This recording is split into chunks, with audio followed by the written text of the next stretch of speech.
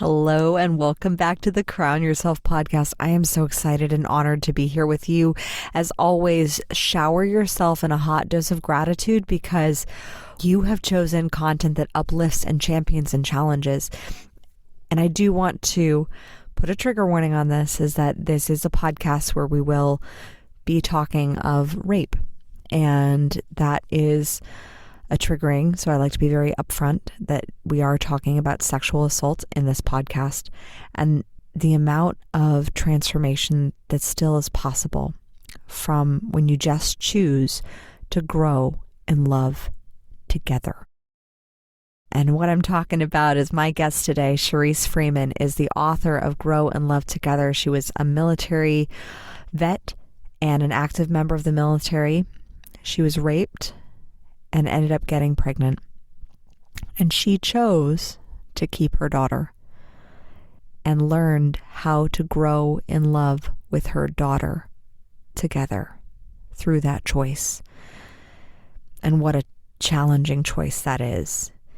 And in this episode, I hope that you open your heart to the challenging choices. Maybe it's not as extreme as choosing or not choosing to keep a child. Maybe it is just a simple business decision. Maybe it is a challenge that you're facing and you're wondering about your marriage or your partnership, or even if it's a business partnership, and how you still can choose to grow in love together. Sometimes even if that's apart. So I hope this episode inspires. Charise is a phenomenal woman. She is the author of the book Growing in Love Together. She talks about how to find the time to connect with your daughter or your children one-on-one, and to be able to truly take those simple daily actions that establish a firm foundation of trust, open communication, and unconditional love in any relationship, because those same principles translate over into any relationship. Now, obviously, they manifest differently in different relationships, but what if in every relationship the foundation was in trust, open communication, and unconditional agape love for one another? With that, I am so honored to bring you Charise Freeman.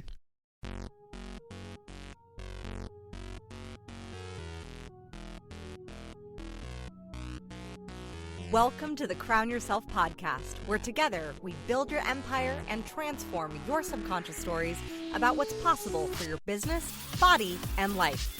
I'm your host, Kimberly Spencer, founder of crownyourself.com, and I'm a master mindset coach, best-selling author, TEDx speaker, known to my clients as a game changer. Each week, you get the conscious leadership strategies you need to help you reign with courage, clarity, and confidence so that you too can make the income and impact you deserve. Imagine this podcast as your royal invitation to step into your full potential and reign in your divine purpose. Your sovereignty starts here, and your reign is now. I am so honored to be here with you today with Charise Freeman. Hello, Queen. Hi. You are just... Charise and I met at a podcast networking mixer, and I heard part of her story as an Air Force veteran and abuse survivor. And I was like, I need this woman on The Princess and the Bee, because what you have overcome is phenomenal, and what you have turned that into and what you're doing for other women. So share a little bit about yourself and how awesome you are. Okay. I'm Freeman, and I was in the Air Force for about 8 years, and I left the Air Force to build a stronger relationship with my daughter than what I had with my mom. And I left the military to do that because I really I didn't understand why my mom wouldn't want to connect with me. And growing up, I had some abuse go on, and my mom took the abuser's side. So I I didn't understand that concept. And I started to repeat some behaviors that she did when parenting me. So in order to focus on what I wanted to do, building a stronger relationship with my daughter, I left the Air Force. I deployed a lot. So it wasn't conducive to me wanting to build that relationship with her. And once I got out of the military, I was like, yeah, we're going to do all the things. I'm going to sign up for the PTA. I'm going to walk you to school. I'm going to do all this cool stuff, and I'm providing her with everything, in my mind. I'm thinking, okay, she has a roof over her head. She has clothes. She has all this stuff, and she's getting fed, and I had my son around the time she was 6 years old. And once he was about almost a year old, she expressed in school that she wanted to harm herself. Mm-hmm. So I was upset. I felt shame. I was angry at her. I was angry at the school because I'm like, what are they teaching her? I don't understand. And I really started to be like, okay, I don't understand why she's doing this. And I started to place blame. Like, I'm doing all this stuff for her. I left the military for her. I don't know why she's doing this, and my significant other, he's my significant other now. He wasn't then. And I told him, I said, you know what? I still have to go to school because in the military, when you get out, you get the GI Bill, which you have to go to the school to get paid. At the time, that's how it was. And so I'm like, if I can't, she expressed that she wanted to harm herself. She ended up getting put into a facility, like a facility that was like I say it's for like the adult crazies, it was like one of those because it was over the weekend. So they didn't have, so she was there on a Friday afternoon and she was held there until Monday and she went to a children's facility. And so I was going to visit her like a couple of days and I'm like, I can't keep doing this because I have to go to school. And I said, well, I'm just not going to visit her. She doesn't want to come out of there because I tried to ask her, you want to come home? She was like, no, I have friends here. I have my own bed. I have this. She's like showing me around the place, and I'm like, this girl won't even come home. I don't even know what I'm doing here. She doesn't want to be with me anyway. And so I told my significant other, he wasn't then, but I told him, hey, I'm just going to go to school. I'm not going to go and visit her. I got to pay rent. I got to do all this stuff. And he said, shut up talking to me right now. And I was like, what? He said, that's your daughter you're talking about.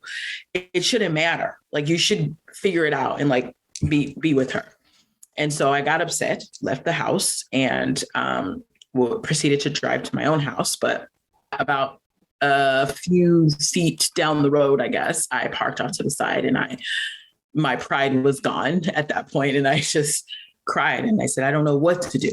I don't know why she won't come home. And I just, it started to flood in like, okay, I'm going to call the school and let them know what's going on and that I need to do this. And they worked with me that I came in on like a off days or like off time to actually come into class and be in another class, but still taking the same course.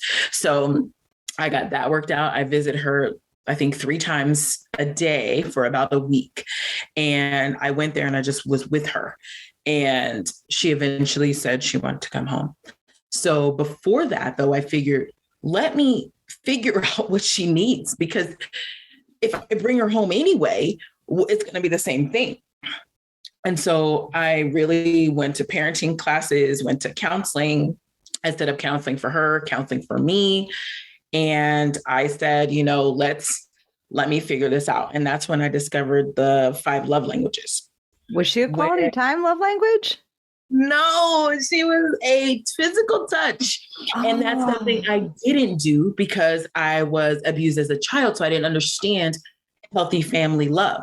I just was like, I'm not doing anything because statistics show that people who've had it done will do it. So I just was like, I'm not doing anything extra and not gonna, I don't know, I don't wanna. So I really backed off of the touch part unless we were holding hands across the street. So when she became maybe past that stage where they don't need you to hold them anymore and all that, like 4 or 5, I just stopped doing it. I didn't, but her brother, who was an infant, I would hold him because it was kind of mandatory. And so she had the sense that I loved him more than her. So that's where she said she wanted to harm herself because she didn't think I wanted her to be around. So when I discovered her love language was physical touch, and that I was spanking her for certain things, and I was communicating more of hate than love to her without accompanying after the discipline, saying something or accompanying beforehand to say, to soften what I was doing, right? I didn't do any of that. So she received that as hating her.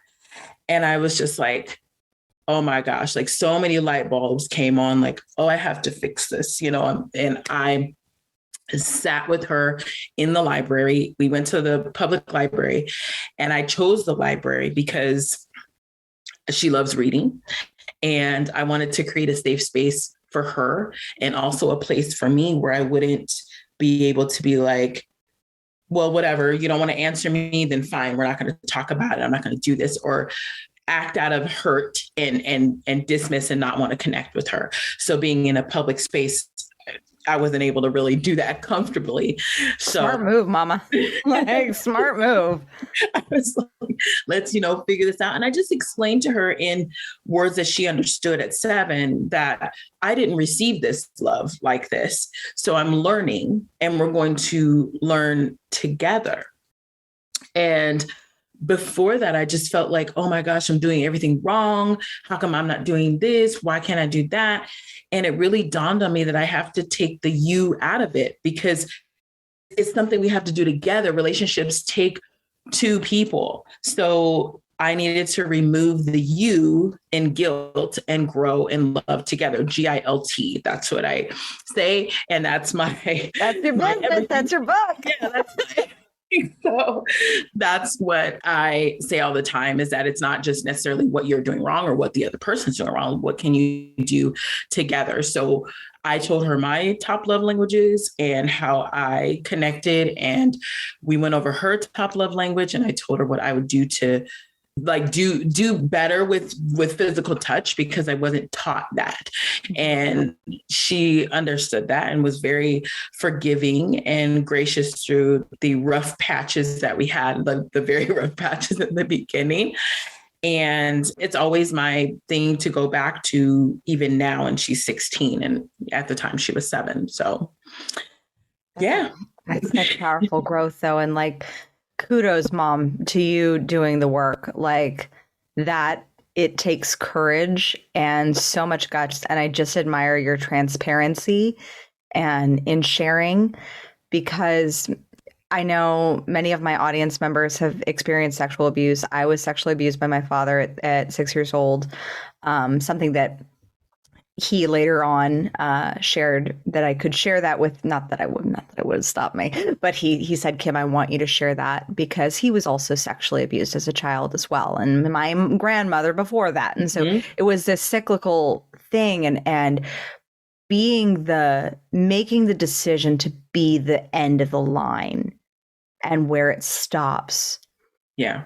What has shifted in your belief systems with how to love a child from where you were to where you are now?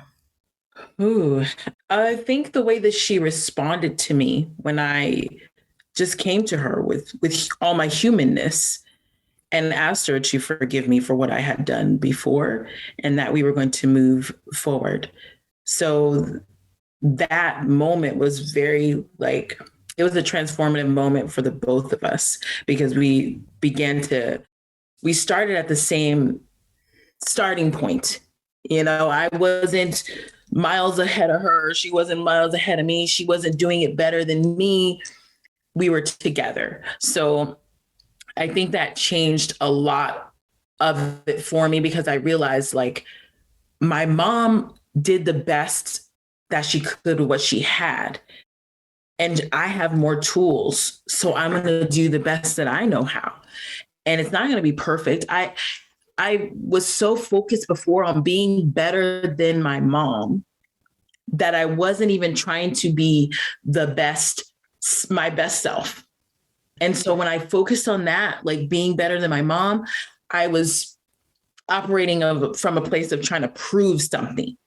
rather than living in what was authentic to me.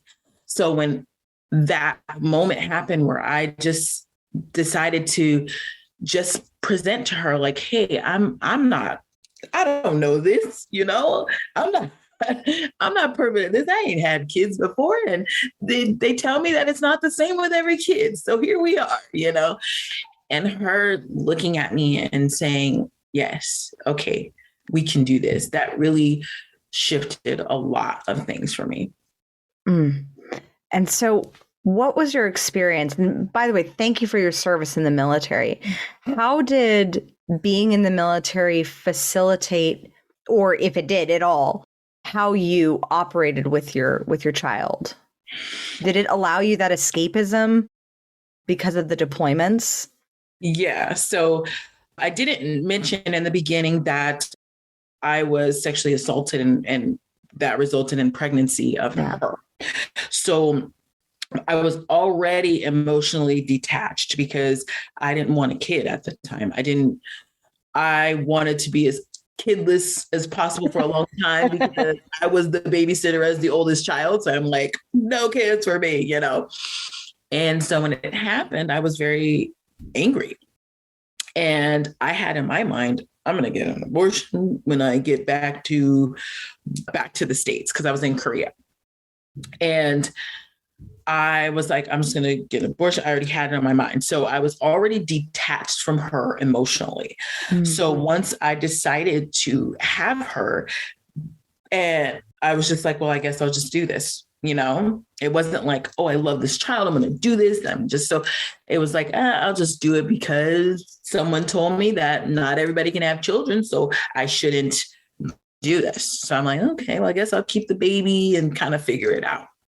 So that already was, and I was in the military when I conceived. And so when it was time to deploy, I was sad, right? I'm like, oh my gosh, I'm gonna have to leave her. And I was gone for about 4 to 6 months. And then I returned. She was going to be one probably in like 2 months or so. And when I returned, my mom brought her to me. And when my mom left, my daughter just screamed her head off for I don't know how long. It seemed like forever. She cried for my mom. She wanted to go to her. She didn't want anything to do with me. I was crushed.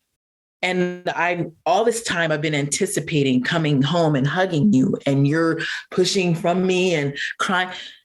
That hurt me so much. And my mom told me just to hold her. I said, she's screaming. And I even told my daughter, you want to go find your grandma? Go find your grandma. I opened the door for her, and she walked a couple steps out and just started crying, I don't know what to do. And I'm like, okay, you have to come back inside. We can't do this. So then I held her, and then I just began to cry. And she was crying for a little bit more, and then we settled in. And I made up on the inside that I never want to feel this pain again. So the next time that I have to leave, when I left, I shut off my emotions. I'm like, I'm not doing this, because it's so painful when I come back. I can't do it. So to answer your question, yes, it helped. It kind of pushed me in that way to block it out and not connect with her and just send her gifts and go, great, see you later, and totally the opposite of a physical touch love language. Yeah. Here's a gift. And when I returned home, because I went again for the last time, and she was 5, going on 6, and she ran to me and hugged me, and it just was okay, yay, but I didn't feel connected to her. And that was really strange to me. But before I decided to actually leave the military, the person that was watching her asked me, what's her favorite food? What does she like to do? I didn't have any answers because she was always with the daycare provider, because I worked this weird schedule all the time. And I said, I'll have to call the daycare lady because I have no clue. And when I said that out of my mouth, I was like, I gotta go because I don't want to ever have to have that answer again. I want to be able to provide that answer that it's macaroni and cheese. Okay. Like that was a big deal to me. And that's what was the deciding factor for me to get out. Mm. So how has your relationship with your own mother changed as you have evolved? It hasn't. I've had like these like hopeful moments, but then they go back down. So my uncle abused me when I was probably younger than 11. I don't remember a lot prior to that. It was kind of choppy, but I know that he was caught when I was 11. So it was like a big thing. And like when I moving forward, like coming to this point now, I know more about like how my uncle was as a child with my mom and his other siblings, or not all of them, maybe, I don't know. So the abuse for my mom started so long ago, and it like kept going in different forms. And her response is always to follow what he says. So the way that I describe my mom's relationship with her children is in reference to my uncle is if we were all standing out in the middle of a snowstorm, her kids, and we're all naked, freezing. And my uncle walks up with like 4 jackets on, and he asked my mom for her jacket. She would give it to him instead of us. And her relationship with him has been that way for a very long time, what I've started to discover. So in my journey of connecting with my daughter, I went back a little bit to understand so that I wouldn't repeat, or if I saw it coming up, I would move away from that way of thinking and doing. So our relationship is not the best at all. And right now we cannot, I can't connect with my mom at all because we now have my nephew here.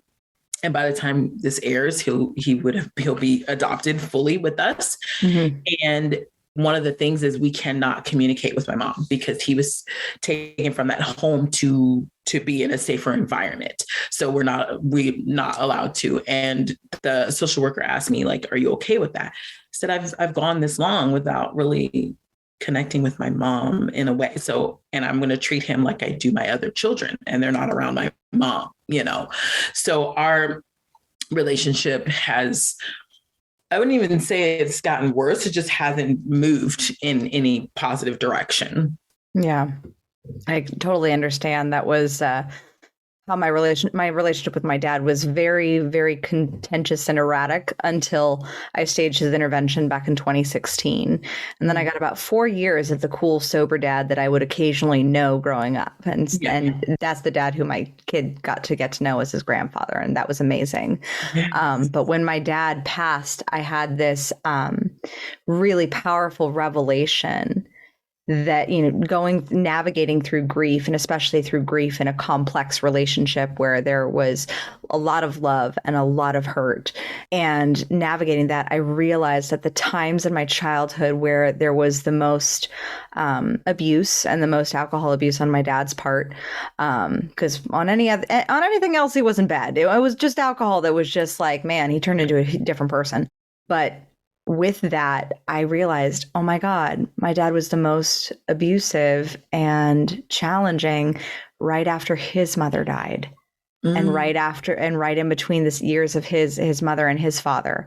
Right. And so that in and of itself was an experience in just forgiveness and compassion, of just being able to recognize, wow, the only tool that my dad had available to him at that time was alcohol. And he didn't know how to process all the big feelings that come with losing someone. Yes. That also losing someone where you have that complex relationship. And so I so admire your own journey, and your boundaries are so strong now with your children. What boundaries did you have to develop as you grew in love with your daughter? Just the respect boundary. and the boundary of not necessarily throwing up all the red flags when you don't like something, right? Saying, I don't want to be here. You don't love me. That's not, just curbing that language to say you can express yourself always, but just be mindful of how you're expressing yourself. And if it is that you don't like it here, that's fine. We're going to talk through that. Even if because I told her you can blurt out whatever you want. I just want to be able to help you regulate that. So don't hold it in, Yeah. You have like a free pass when I'm asking you, what is it that you need or what's upsetting you? And then you can go from there. And that's my job, is to teach you how to regulate that, not to stop you from disrespecting me. I need to teach you to operate in the world, So I think that's one, is like the boundary of like, like the back talk or like the smart aleck, like that type of thing, just teaching how to move that a little bit. And not by saying, I'm not one of your friends. Let me just say that. Because if you look up the definition of a friend, you're telling your daughter that you're not able to be there for her when she wants to confide in you. So using that language signals that I can't talk to her. Now we're getting onto a topic that I absolutely love, and it's conscious language of being, and it's something that I hear parents on like soccer teams and baseball things, and I'm like, ooh, like like that. Yeah. Okay. So can you share a bit of the conscious language that you really use to guide? You already shared a bit about really allowing for that being the word friend, because I've heard that statement from so many parents, and I'll admit that before I had kids, I used to say it too, like, I'm not your friend, I'm your mom. And I'm like, no, I want them to, I want to be the confidant. I don't want them to have to go to auntie or uncle to confide those deep things of shame or guilt or fear. I want them to be able to trust in our relationship, that I'm going to love them no matter what shame they may perceive that I might have for them, or guilt. So what are some other conscious language tips that you have around parenting? That it's using the word consequence versus punishment. Punishment implies that this is happening to you and you did nothing to deserve it. We're just punishing you. And a consequence is there was an action and now there's a consequence, whether it's good or bad, whatever that is. You're going to get a consequence for whatever you do. Yeah. And that was a huge one to kind of like reframe, especially with my significant other. He's like, okay. And I had to, just let him know, like, we're trying to teach them to be responsible for their own actions. So if we're saying you're being punished for this, it sounds like we're just giving them something random without like, hey, you did this. So, and we walk them through like, if this happens, what do you feel your consequence should be? This or this, so that they know like, hey, I chose this as my consequence. And if I do this, I'm going to get that consequence, whatever it is, good or bad. So we really shifted that and gave choices for a lot of things. So what I hear sometimes for parents is like, oh, they won't brush their teeth. They won't go to bed. My kids go to bed between the hours of 7 and 9. 9 for my teen, 8 for my 9-year-old, and 7 for the 8-year-old. And everybody knows when it's bedtime. Everybody goes to sleep, all that. I don't have those issues of the kids running around or doing anything. And it's because I said, hey, do you want to go to bed at 6:30 or 7? Ah, that's an NLP technique right there. Okay, great. We're all happy, right? I didn't say you better go to bed. No, 6:30 or 7. And I do it for everything. Do you want to brush your teeth now or in 5 minutes? It's not going to hurt me if they pick 5 minutes, but they're going to be ecstatic that they get to choose their own path. And so that's one thing that we changed as well.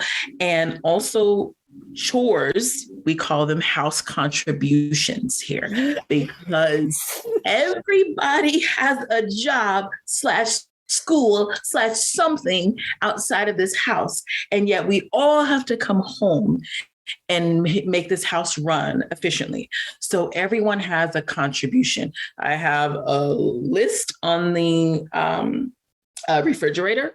Everybody knows what they're supposed to do on which days. And again, I let them choose. Do you want to do this for one day or do this for 2 days? You know, like, just, do you want to sweep or you want to mop? That just keep it coming, you know, all the choices until you get to all the things that you feel like you don't want to necessarily do on your own. I'm a person that I don't want to come in here and start cleaning and everybody's just chilling. You know, that's just not, I had to work. I was outside. I came in, you know, let's all just do it together. It'll get done and it'll be fine. So those are the major things that I changed. And in our house, we call them team building. Ooh, because we like to, I like to think of the family unit as a cohesive team. We're a team, we support each other. And so my son has never gotten paid an allowance for, I mean, he's 4.5, for things that are family contributions, like that are, you know, the mundane. So we make service exciting and being excited to, you know, share and contribute and help, and using that as an uplifting value. Yes. That's also a huge value just on his, for his subconscious mind. He just loves that. He loves being of service and of significance. But we pay him, when we do pay him to the opportunity to make money, it's because it's something he enjoys. So he loves cooking with my husband. And so we'll be like, Declan, do you want to cook with daddy? And he's like, oh, and I get to make money. And so then, and then we teach him economy and, you know, putting it into the bank and you make a yield.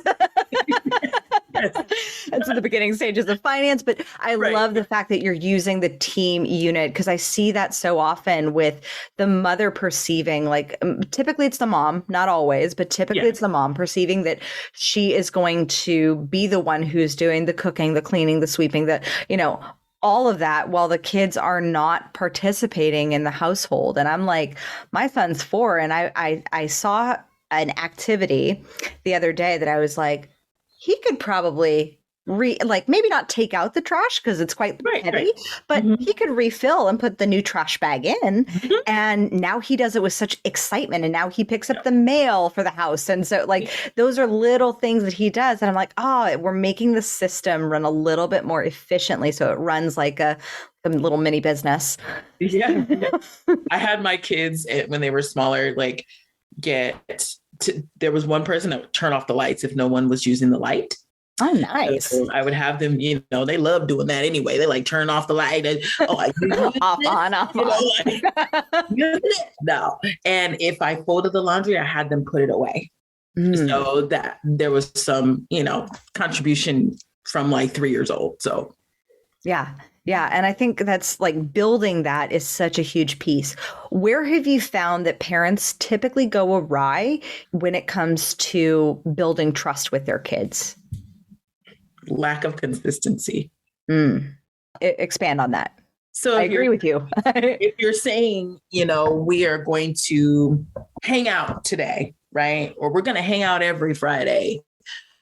The lack of you being consistent with what you say you're going to do, on top of the trust factor. So if you're not actually fulfilling that, then they start to lose the trust. If you, on the other end, if you're saying, if you don't do this, you're going to get this consequence. All they know is that they need to ride it out until mama goes to sleep and they can do whatever they want. So that lack of consistency, you have to be really upfront at doing it on, there was no veering from our contributions in the beginning. Nope, everybody does everything, you know, until it's instilled in them as a routine that they got the consistency. They know what they're supposed to do, instead of, oh, you know, you don't have to do it today. Then it's, oh, you know, you need to clean up tomorrow. And then they need schedule, they need routine. So when you have that lack of consistency, there's no trust there. Or if you're not being the example is another thing, that if you're expecting them to do something and you're not doing it, and not all the time, we're not perfect, but if you're not doing it, then they're seeing like, okay, this is a family thing, and yet mom is not doing it. And maybe there's some conversation to be had sometime. Like, now I cooked dinner beforehand and I'm not serving the food. I had their father do it. So they know that, hey, she's doing this right now. So that's why it's not very loud, because they know what's happening right now. So when I build that, like, as soon as I'm done, I'm going to come out, and I'm going to tend to everybody. They know that. When mama's done, she's going to come out. She's not going to be in here doing whatever she wants. She's going to come back to us. So all we have to do is just wait. Just being consistent with that is it builds the trust, which then helps everything else. Yeah, I think that especially because when I hear parents go from like, well, if I count to 3, and then it's like, if I count to 10, and that loses the integrity of your own word. Yes. And so that's exactly one of the things that I say, like, don't threaten. Don't say if you don't do and you don't follow through with it, right? There are certain things that we sometimes we're like, okay, you're not going to have electronics on Saturday because you did X, Y, and Z, right? If we happen to give electronics, we say beforehand, we are doing this because we're all going to watch a movie together. It's not because we excuse what you've done, but we all want to watch it together. So we're going to do that. We don't want to exclude someone from the family that we're going to watch a movie together. Well, you can't because you don't have electronics. Well, no, we're all doing it as family. Once we get done with our movie, you won't get your own individual electronics, but just explaining why it's veering from it. So they won't think like, oh, all I have to do is just, it's movie night. I'm going to do whatever I want, just being really consistent with that and not threatening them. Yeah. And when it comes to, since I know that you have your Facebook page is called Guilt Family, I want to touch on mom guilt, which is a huge topic that so many moms experience. I think pretty much every mom, I would venture to say, has felt it at some point. Yeah. But how do we as mothers nurture that part that is feeling guilty for, taking time away for them, or not being the all being, doing the cooking, cleaning, making the money and all the things, like how do we nurture that guilt side, or the guilt from our own experiences of passing certain things off to our children that you're like, ooh, there's that pattern that I really wish they didn't accept? I would say that when it comes up, to really address why that is, right? Like, if you're thinking, I have to clean up all this stuff, I have to be the one to clean. Why is that? Is it because you were shown that way? And then once you assess like where that came from, is it okay for your family now, your family dynamic, and it's ever evolving. It's not like, maybe like 2 years ago, I was cooking every night. And that was just because I was trying to establish, now I know it was me establishing, like, within my home, the family concept. Like, we're all together. We're all going to eat together. Our lives don't fit that now, and that's okay. So when I had to reevaluate, okay, I'm going to either get a chef to cook for us one night a week, and then everybody else picks up a night, and I only have like 1 to 2 nights. One of them is leftovers. And the other night is Fend for Yourself Friday. So they do whatever they want on Friday. I appreciate that one.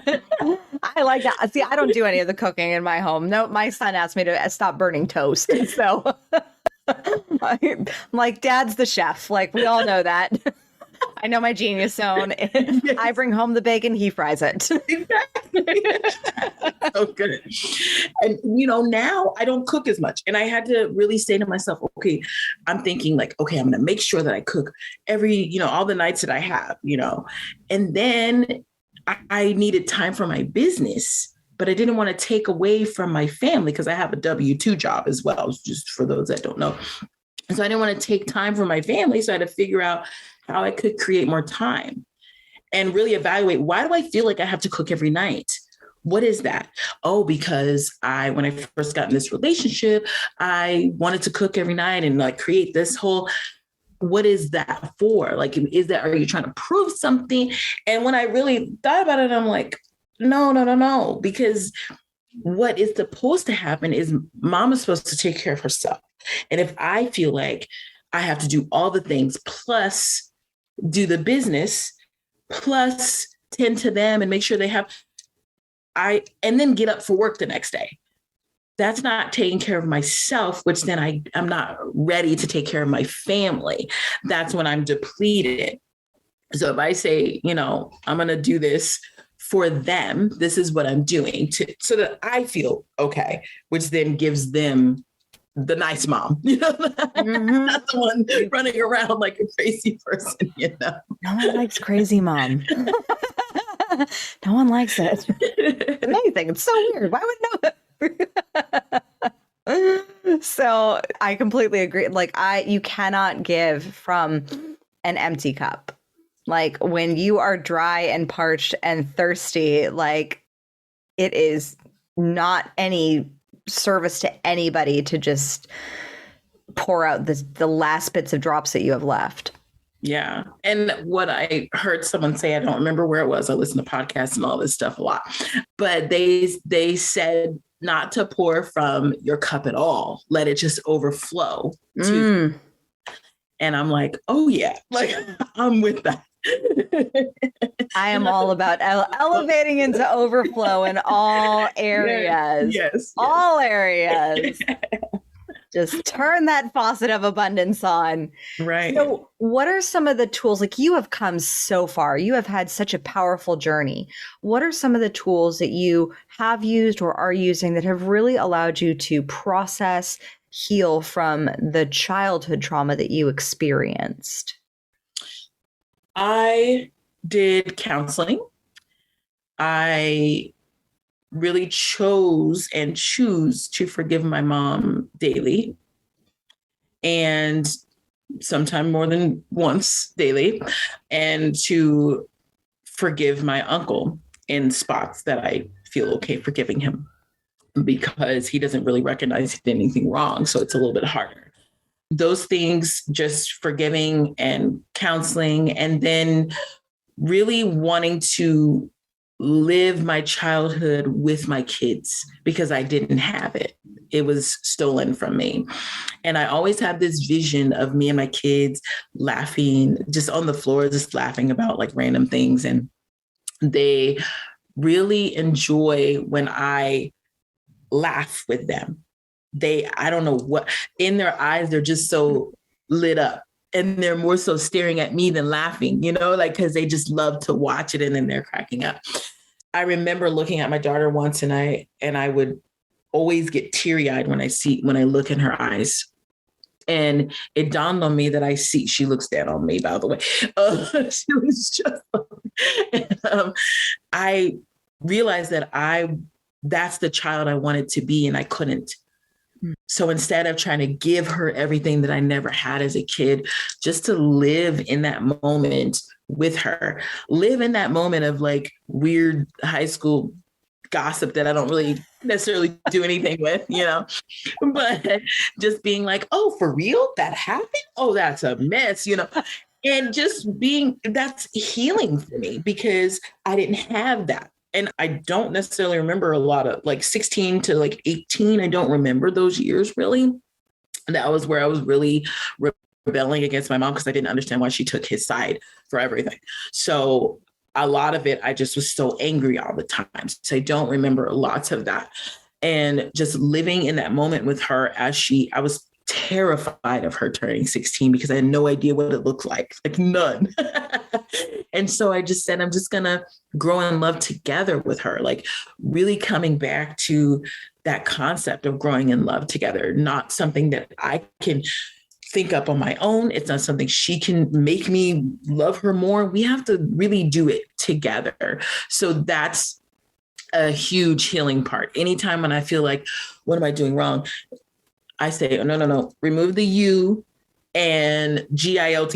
Like, that's it. You just grow in love together. And then I say, okay, what can I do to get us back growing in love together. I think that's the first time I've ever heard from any person who's gone through childhood abuse to not like give your children everything, but to be in that moment with them. So you mentioned the 5 love languages. Can you elaborate on how to, we've heard it used many times for like romantic relationships, but it applies so much to just kids as well. Yes. And how do kids' love languages change over time, or are they pretty set? Has your daughter's love language evolved, or is it still physical touch? I feel like it's evolved, but and it's so funny because now thinking about it, it's making so much more sense to me. I feel like their love languages change over time, but not drastically. So the top 3 will generally be the top 3 and just kind of move around based on situation and relationships that they encounter. So with my daughter, it's physical touch is one of the top 3 right now, but the main one is gift giving. And so she's always mentioning, oh, my friend's birthday, stuff like that. So I think it's just someone probably showered her with lots of gifts and she was like, I love that. I'm going to give it back to them and keep doing it. So that's her top love language right now. It's like gift giving. And I think physical touch is 3rd and acts of service or quality time is the 2nd. And I think a lot of it has to do with how we are. We all like spend time together and it feels great. And that's because I love quality time. That's like one of my top ones, acts of service and quality time. And my significant other is quality time as well and acts of service. And my son, like all of us kind of have this quality time. So I think it's as they grow, depending on what situation they're in, it changes, but not drastically. So taking the love language quiz I recommend it every 6 months to a year for children. And then for adults, I recommend doing it anytime that something changes significant, right? Like I was not in a relationship, so I took the test when I was alone, see what I liked. And then when I got into a relationship, I took the quiz again and it slightly changed, but not a lot. And then maybe like a year ago, I took it again. And it was words of affirmation was like my top, because what I discovered is I want to know from my significant other if I'm moving in the right way for our family. Like, is this how we want to move? And to hear that confirmation from him, like, oh yeah, that's great, or let's keep doing this or whatever, it was important to me. So those 3 acts of service, quality time, and words of affirmation kind of change based on where we're at. So yeah, I recommend doing that. Yes. And like the 5 love languages is powerful because when my husband was like, when we first started dating, he's like, why do you need a parade when you do the dishes? And I'm like, because I'm words of affirmation. Right. Like, I need to know that I pleased you and like did something that was good. Yes. But like he's acts of service. So he's like, he'll do the dishes every day. And that's like, that's just him showing his love. And so it's such a difference. And like for him, initially when we first started dating and as we've grown together over the past decade that we've been together, I said, like, every day he basically tells me why he loves me for that day. And that gives me like, oh, cool, kudos, doing this right. Do like on the right track with this, or, oh, he really likes seeing this, or this moment was really special for him. And so like, just that allows me for that bit of reflection, for that bit of also appreciation within myself, of that self-appreciation to build my own self-love. Right. It is huge. And so that having that reflected back by your partner. So I completely understand, like wanting to see where you're on, like, I'm on the right track. So valuable and it's so huge. And so looking at, do you have any other tools that you use and that you recommend, or books? No, mainly, well, my book for connecting, for sure. I go to it. My son cracked the joke because he's like, he was reading the book, actually going through it. He's like, this is why you leave Post-it notes for us. And it's because that's what I do. Like, I didn't just write the book to tell people to do it. I actually do it. So I use my book as a go-to thing. And it's a 90-day guide. So I can open it to any day I want or start at day one. And it's literally just a task, how much time it may take you, and what love languages it's connected to, so that you know if your kid's top love languages listed there, you know you're going to give them lots of love. And I will say that we need all of them, no matter which ones are the top, we need them all. So the book it goes over every single one, so you can do whichever one, and then we need them all anyway, so it doesn't matter. But yes, definitely love languages. I always go back to that all the time. It's such a powerful book and such a great tool to be able to use for relationships, and especially with your kids.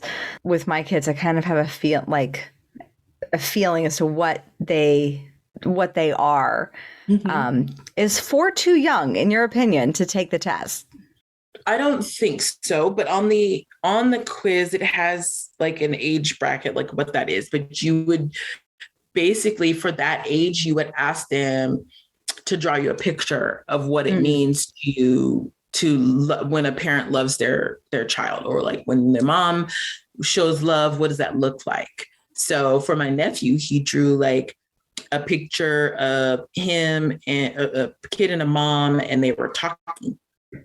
So that to me said quality time. He wants to be able to talk and, there was nothing else around, just them talking. So he likes quality time more so with him, the person talking, though. He doesn't want. He wants to feel heard. Yes. So when you wrote the guide, I just want to dive into just a hot second about your book, because there's a lot of beliefs out there about what it takes to write a book. How long did it take for you to write your book and get it out there and get her done? Well, I was part of this course called Get It Done. I believe that's effective. It's the company is called Get It Done, and their program was the Tiny Book course. So their concept is you write a small book and it gain momentum to write more. So that course was 45 days. And I believe I wrote it. The writing part wasn't hard. It was the publishing that was a little bit more challenging. But the class started in like August, and I published the book in November.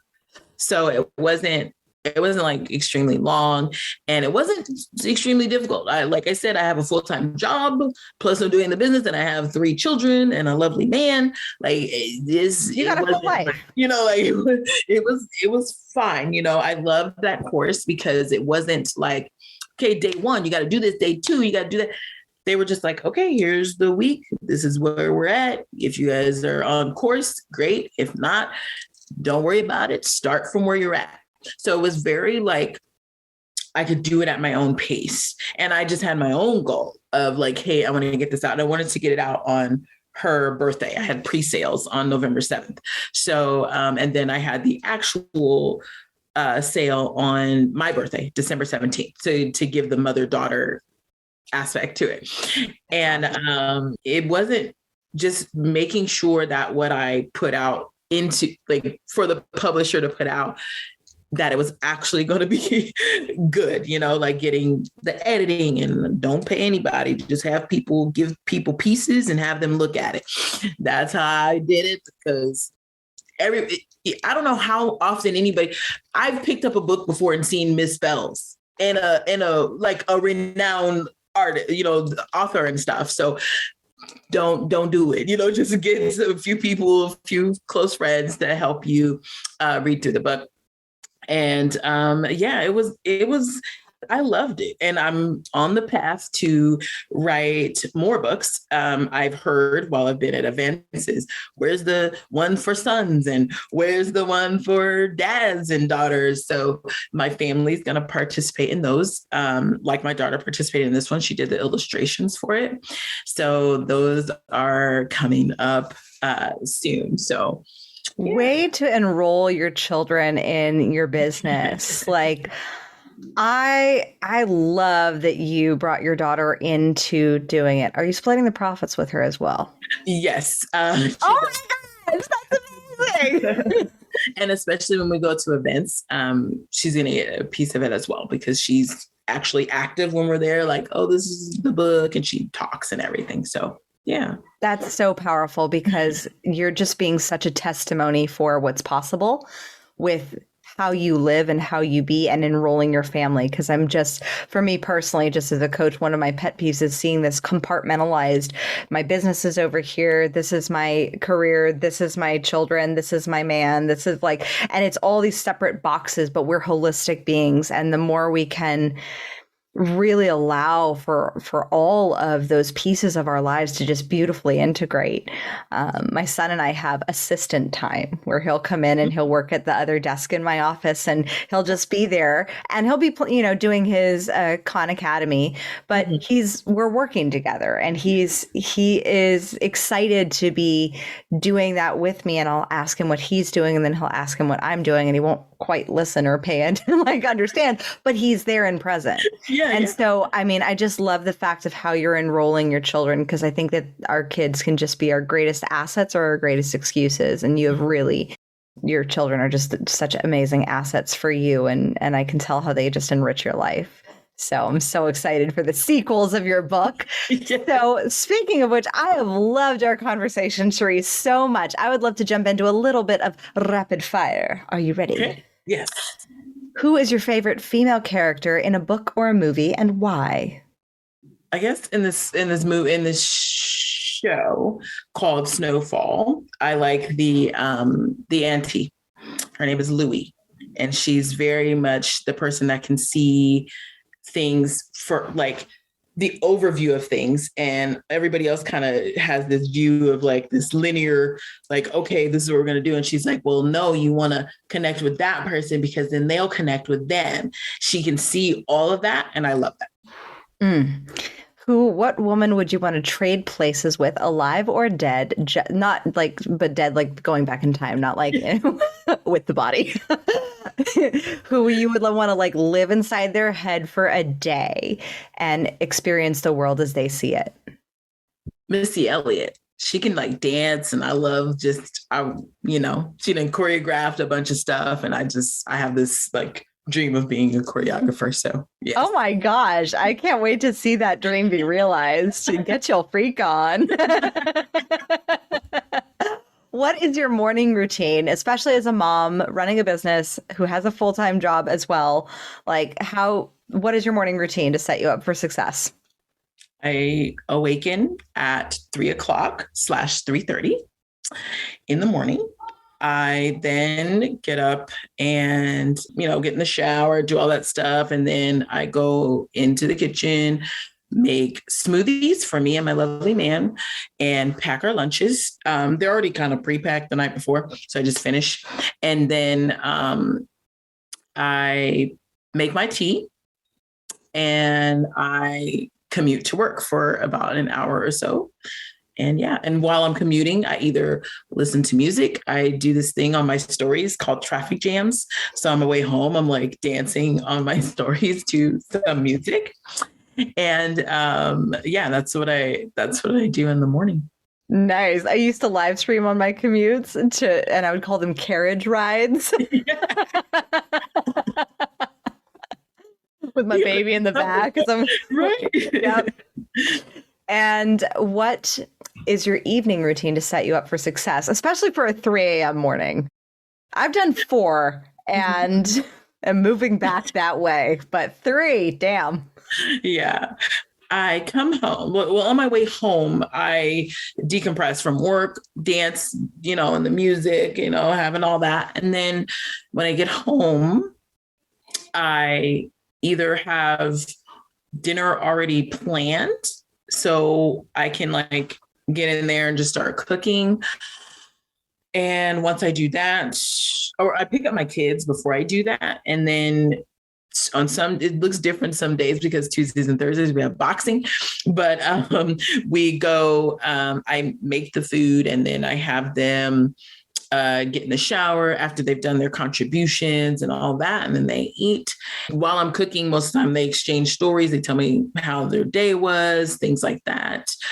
That's what fuels me, is being able to hear how their day was and being able to impart little pockets of wisdom, through their arguments. I'm able to like say, hey, let's do this and do that. So I love it. So I have to ask, and this is not normally a question I ask on rapid fire, but when do you spend time on your business and how many hours a week would you say that you're currently working on it? Because you have events booked, you have some workshops happening in your town, you are doing more speaking gigs, and you've published a book. And for all my entrepreneurs who are starting their businesses, I want to know how many hours a week? I would say maybe 8 hours a week, 8 to 12, depending on what's going on. So on Mondays, my daughter cooks, so I'm able to use that time. I sit in the living room, or we have an open kitchen. So I sit there for like 2 hours while everybody's doing whatever they need to do. And then on Friday, everybody's fending from themselves and they get electronics. So then I have like a couple of hours before everybody starts to wind down there. And then Saturday morning, I get up early because my philosophy is if I can get up to work for someone else, I can get up to build wealth for my family. So I get up not necessarily at 3:30 all the time. I sometimes get up at 4 or 5, whatever, something like that. And I work till I hear my first child get up, whomever not my daughter. She gets up ridiculously early to eat and go back to bed, whatever. And so I just... Teenagers. So I work for about 4 hours or so on Saturday. And then on Sunday, I try and squeeze in a few hours, and that I definitely like stop once somebody gets up, no matter who it is, so that Sundays are more for my family. I don't even really show my face much on Sundays. I'm like probably just saying what we're doing or something, but yeah. So what do you consider to be your queendom? Say systems. Okay. I'm a very like systematic person. If you ask me, I need to figure out how to do this to get this, I would go, okay. And I would put together a system for you to be able to follow. My Virgo appreciates that. I'm like, systems. All my husband has to say is color coding. I'm like, oh, baby.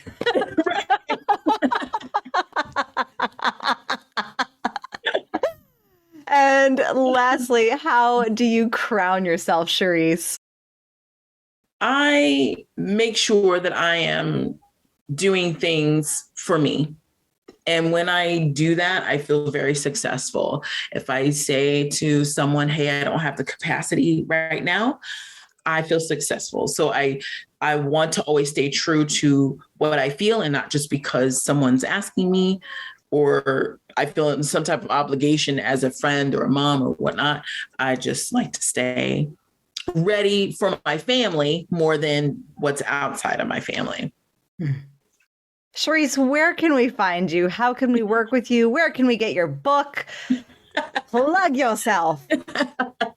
Okay. So growinginlovetogether.com, everything's spelled correctly, no numbers or anything like that. That's where you can purchase the book. You can also take the love language quiz there, and also sign up for my newsletter that I send out when I have time. And on Instagram, Growing in Love Together, spelled correctly as well. And then if you search Growing in Love Together on Facebook, you will find me, or you can search Charise Freeman. And I also have a podcast called Growing in Love Together. I haven't recorded episodes in a minute, but it really goes over my story and my journey with my daughter and everything. So yeah, that's where you can find me. Yes. Powerful, Charise. You are such an extraordinary woman, and I love what you're doing for parents and what you've done for yourself and for your family. And that's where I believe it all starts. Yes. Is when we work on this part. And you definitely are a testament to having done that. And I so admire you. And thank you so much for coming. And as always, my fellow sovereigns, own your throne, mind your business, because your reign is now.